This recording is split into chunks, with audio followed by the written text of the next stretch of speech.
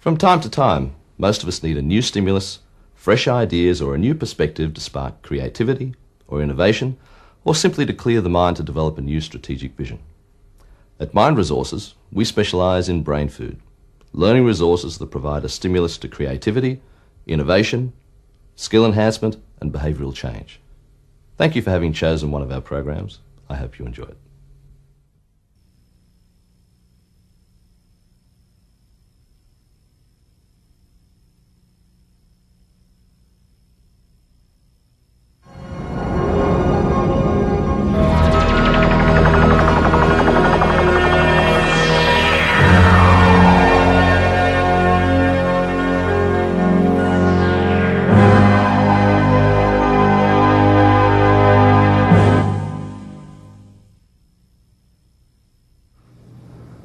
I will go today to join my ancestors.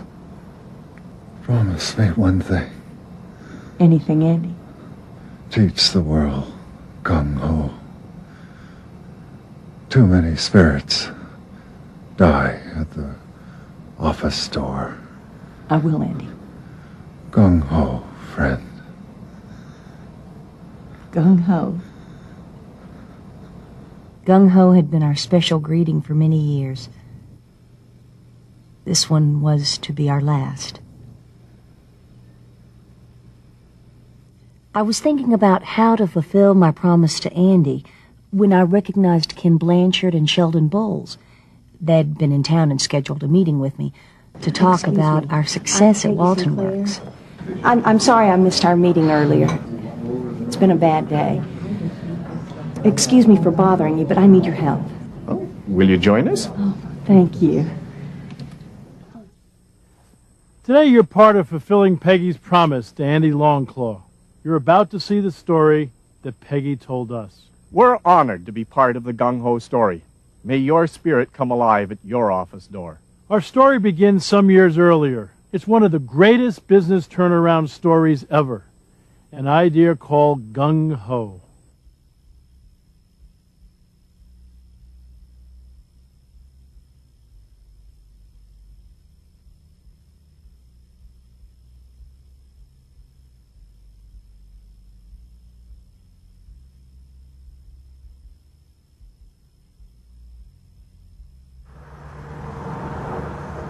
Who would have thought? 6 years at head office and now my own plant.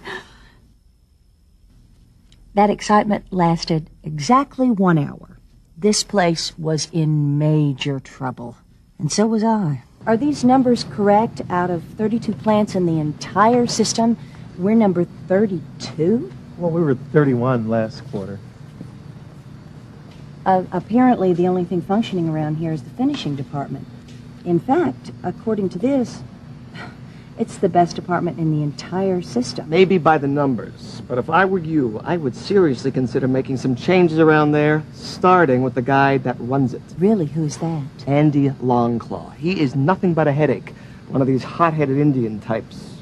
Excuse me, hot-headed what? Look, I don't know where the guy got his MBA, but he has got some strange ideas about management. Well, apparently he knows how to make something work around here. May we continue? To top things off, who was waiting for me but old man Morris, my boss. Mr. Morris, hello. Oh, where have you been? I've been waiting for 15 minutes. Now, I assume you had a chance to review the numbers? We came in last. 32 out of 32 hasn't shown a profit in the last 7 quarters. Yes, I've reviewed them. Then I don't need to tell you of my concern about this place. You know what they say, a sinking ship pulls the whole fleet down. Right. Good. I'm giving you 6 months. 6 months for what? 6 months to pull this company out of the red. Otherwise, we're going to have to shut you down. But that's not long I enough. said 6 months. Have a nice day. I found out later that the job had been offered to several other people. They had enough sense to turn it down. After work, I needed to collect my thoughts. Mind if I sit down? Sure. You okay? Not really. I think I'm going to be fired. Why? Some new lady just took over, and I hear she's a real wicked witch of the West. One of the managers says she's going to fire me. Really? It's a good reason to feel down. Yeah, well, hey. You don't look so happy either. I think I'm going to be fired pretty soon myself. Really? Where do you work? Same place. You're kidding. I just started. Peggy Sinclair, Wicked Witch of the West. And you must be Andy Longclaw. Well, that's it. Now I know I'm fired. Not by my hand. I may be Wicked Witch, No, but I'm no fool. Well, what do you mean? You run the best department in the whole plant. In fact, in the whole system. How do you do it?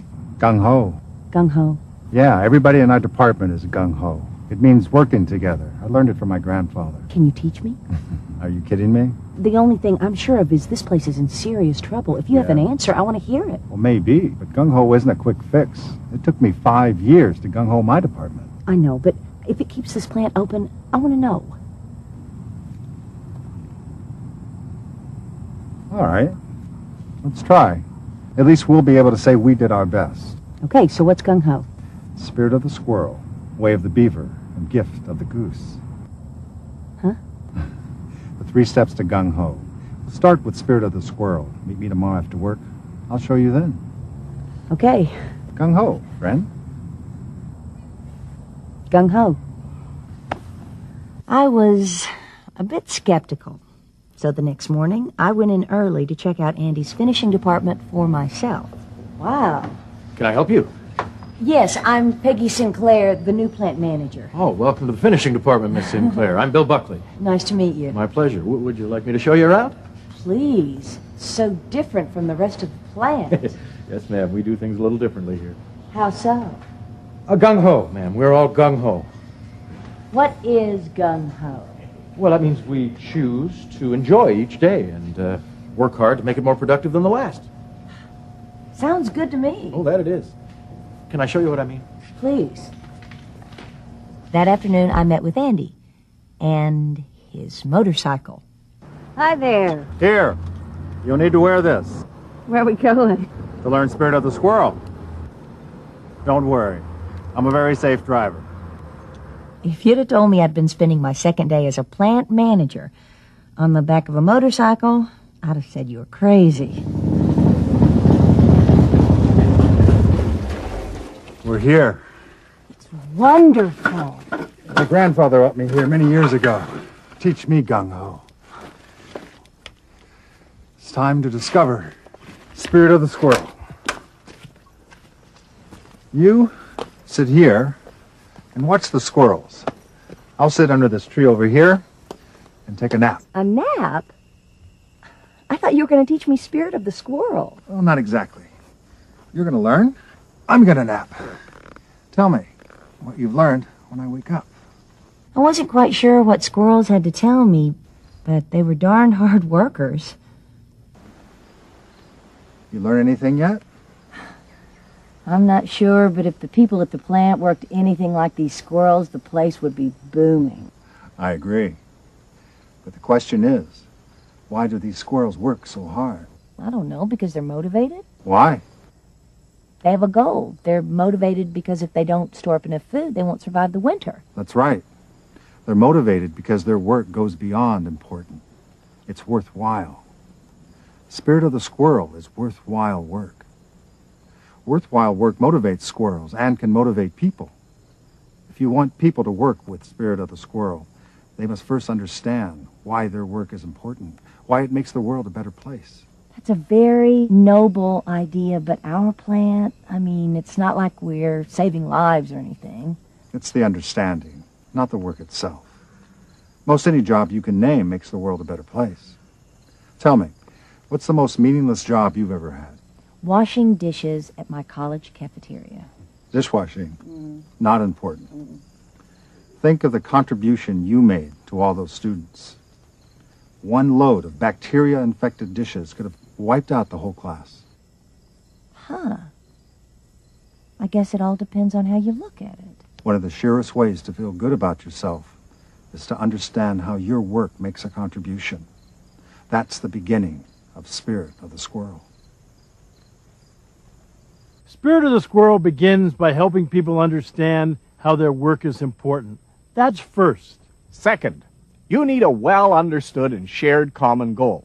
Not just some benchmark set by management, but a goal decided on and shared by everyone. The third point is values. Values are the real boss. They drive all plans, decisions, and actions. Goals are for the future. Values are for now. Goals are set. Values are lived. Goals change. Values are the rocks you can count on. It's the job of the leader to ensure that values be respected by everyone, every time. And remember, Spirit of the Squirrel works in all industries, not just manufacturing. Spirit of the Squirrel. Worthwhile work. Number 1, knowing we're making the world a better place. 2, everyone works towards a shared goal. 3, values guide all plans, decisions, and actions. I was so impressed by Spirit of the Squirrel that I put it to use first thing the next morning. I have a question for you. Why are we here? What's so important about what we do? What do you mean? I mean, if none of us showed up for work tomorrow, if we stopped putting out product, who would miss us? No, our customers would, I guess. Their customers and all the people who buy their customers' products. Exactly. So in our own little way, there are a lot of people who depend on us, who need us. Okay. So what's the point? The point is, what we do is important and worthwhile and make the world a better place. Let me explain. I could tell from their faces that they thought I was crazy. So, what'd you think? I think the last thing this place needs right now is a lot of touchy-feely hoo-ha.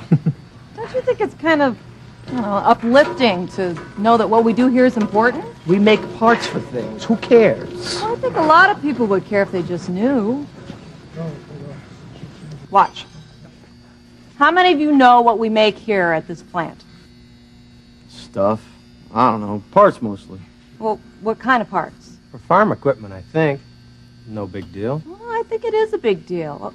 Take the parts that we make for farm plows. I mean, our products make it possible for farmers to plow the field and, have better crops. Yeah, I guess. Thanks to you, farmers are helping feed hungry people throughout the world. What good do you think that did? People feel good when they have some pride in what they do, when they know that their work is worthwhile. As the weeks passed, Spirit of the Squirrel began to filter throughout the plant. People were talking not only about what was worthwhile about their work, but also about goals. Got an order for 2,000 of those 2-inch spindles, and they're due out by Friday. Can we do it? Friday? No way. Why not?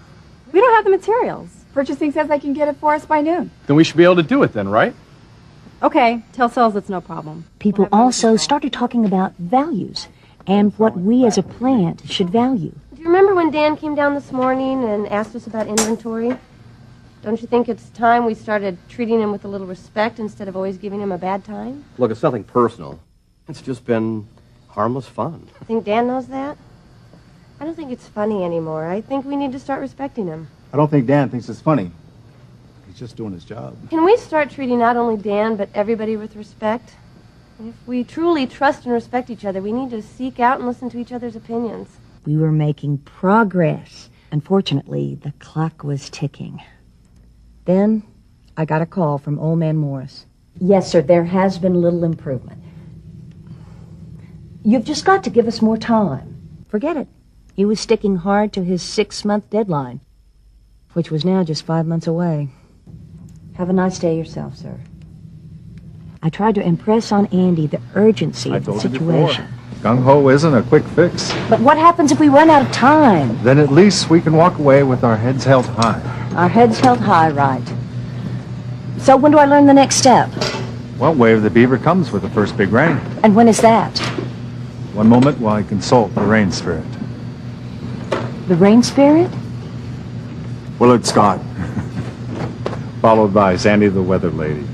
Said last night there's an 80% chance of precipitation this weekend. I'll pick you up. Okay. Saturday morning, Andy picked me up for our next lesson, The Way of the Beaver. It's a little wet. So, where are we going? Oh, patience, my friend. Ready for a hike? I guess so. First, a motorcycle. Now, a trek through the forest primeval. I hope you're not planning on falling asleep on me this time. No, We have work to do. Come on, it's just ahead. Stop, here. Look, that's their lodge over there. You mean that pile of sticks? That's it. The entrance is underwater, so it's critical that they keep the water level high. Spirit of the squirrel. Exactly. But there's more going on here. Watch. The way of the beaver answers the question, who's in charge? Who's the boss beaver? Can you tell? Doesn't look like anyone's in charge. But if no one's in charge, then who tells each beaver what to do? I guess they all tell themselves. That's it. The way of the beaver means in control of achieving the goal. Each beaver is in control of their work.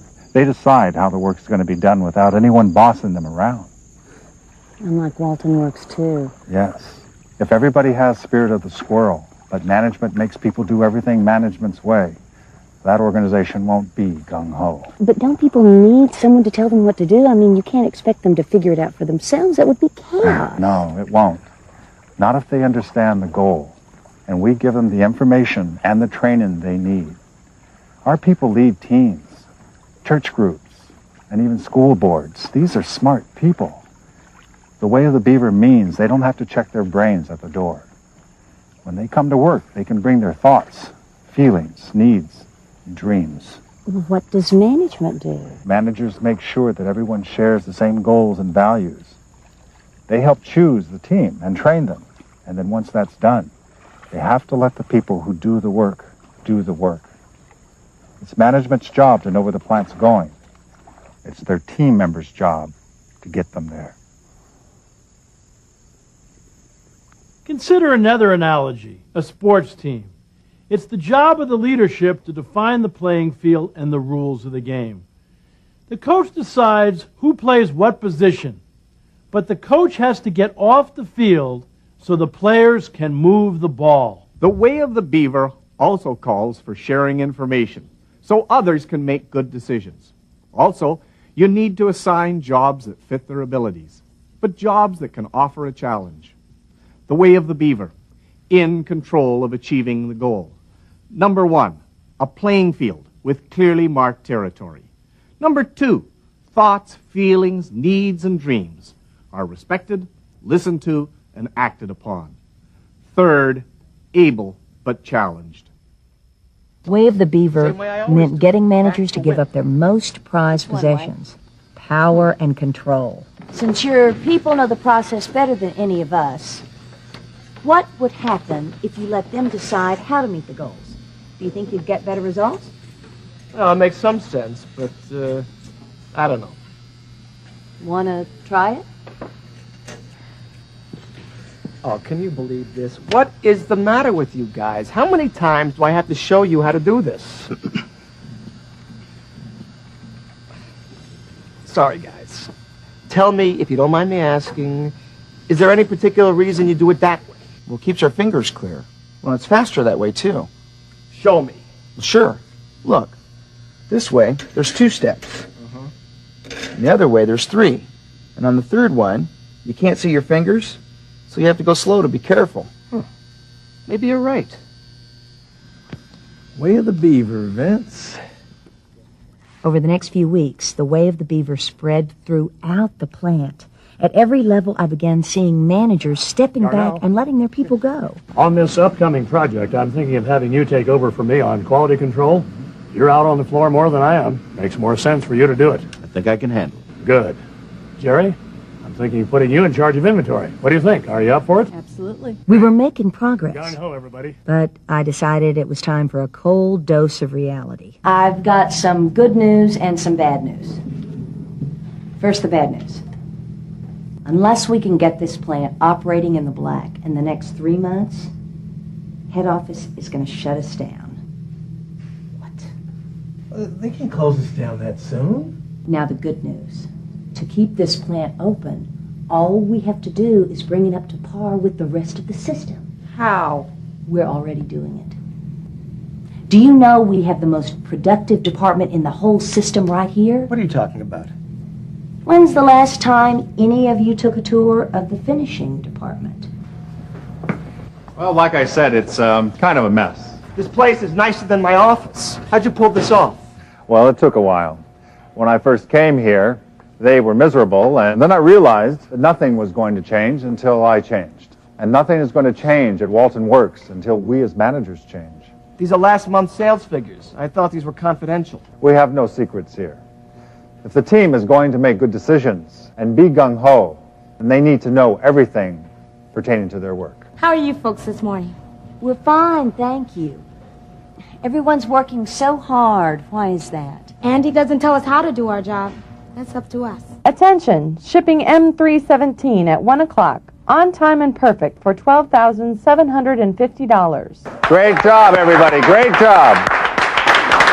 What was that? Oh, we just shipped a job for $12,750. On time and 100% perfect. There's a lot of good things happening here, and we make sure everybody hears about them. My last job, I had to go to work. I don't feel that way here. The spirit of the squirrel was bringing new energy to the way people did their jobs. The way of the beaver was showing up in the way managers related to employees. So even Vince was turning around. But unfortunately, time was running out. I just came by to let you know that it's time to learn. Gift of the goose. See you tomorrow at 7? Good, because we're running out of time. The next morning, we drove 50 miles to a big marsh outside of town. I want you to know I haven't done this since high school. Well, you take the front. I'll do the steering. What a noise. Exactly. But here's the key question. Who are they honking at? I don't know, at each other. Right. But what's the message? Well, they can't be warning each other of trouble. They're all honking at the same time. So what are they saying? That everything's great. That's it. Gift of the goose. Cheering each other on. I mean, just listen to them. These geese fly thousands of miles every year, and they do it by cheering each other on every step of the way. They all honk, not just the leaders. So it doesn't have to be the managers cheering everyone else on. We can all cheer each other. Exactly.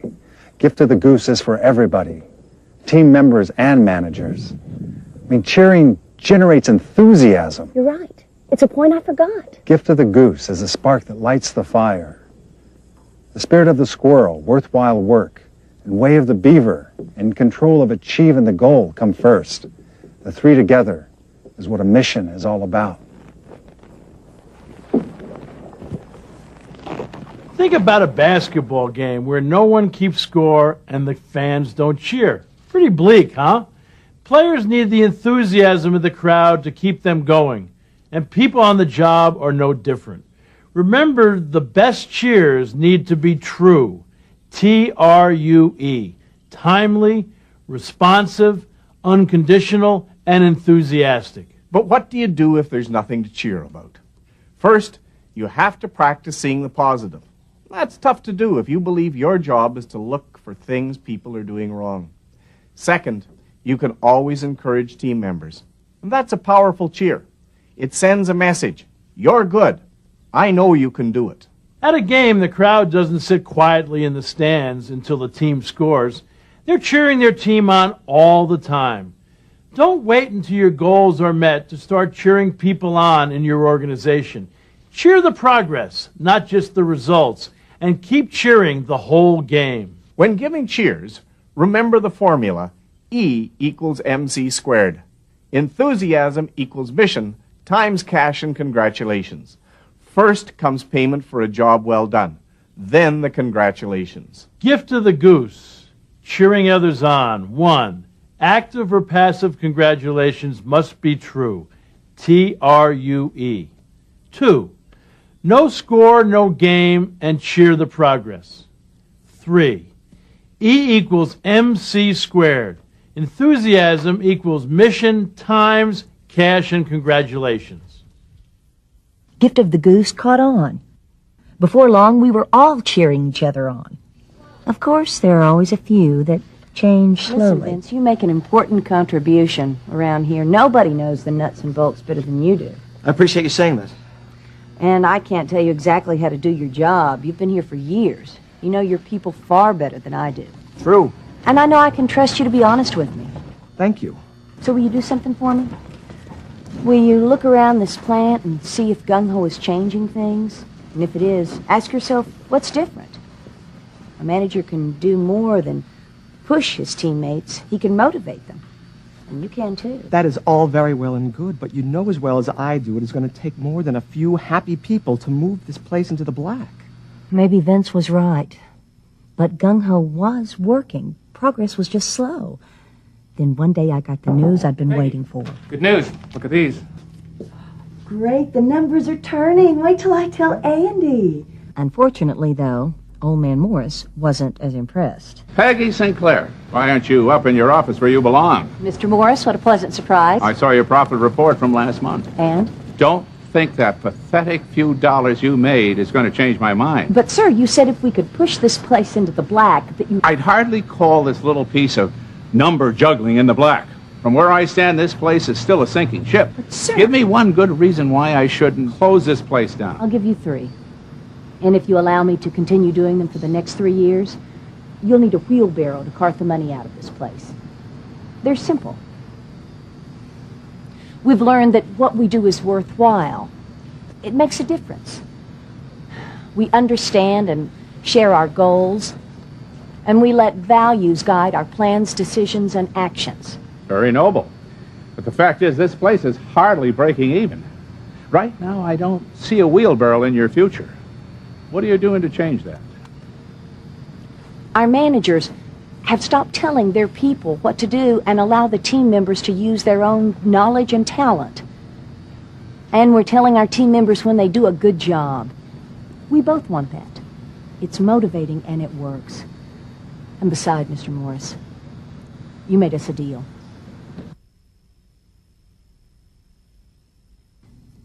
The next month, we did even better. 12 months went by and we'd risen from plant number 32 to 21. And gung-ho had changed us too. The way we worked and the way we lived. Well, that's the story I told to Ken and Sheldon the night that Andy died. And I knew I'd keep the last promise I made to Andy. Ken and Sheldon agreed. Too many spirits were dying at the office door. They would help tell the gung-ho story. And Andy had one last surprise for me. He left me this beautiful cabin. Sometimes I shut my eyes and remember riding down the road with my good friend. Gung-ho, Andy.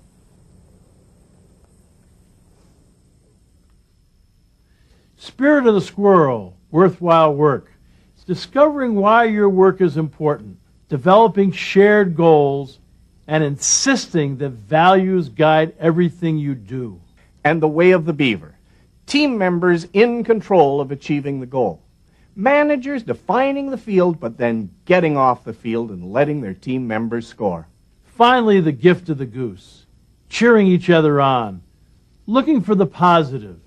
Congratulations that are timely, responsive, unconditional, and enthusiastic. You're probably wondering if the story is true or not. The real question you should be asking is it true for you? Andy's secrets will work for any kind of organization, and they'll work for you. But it takes time. It's not a quick fix. It's a way of life. Gung-ho, friend. Gung-ho, friend.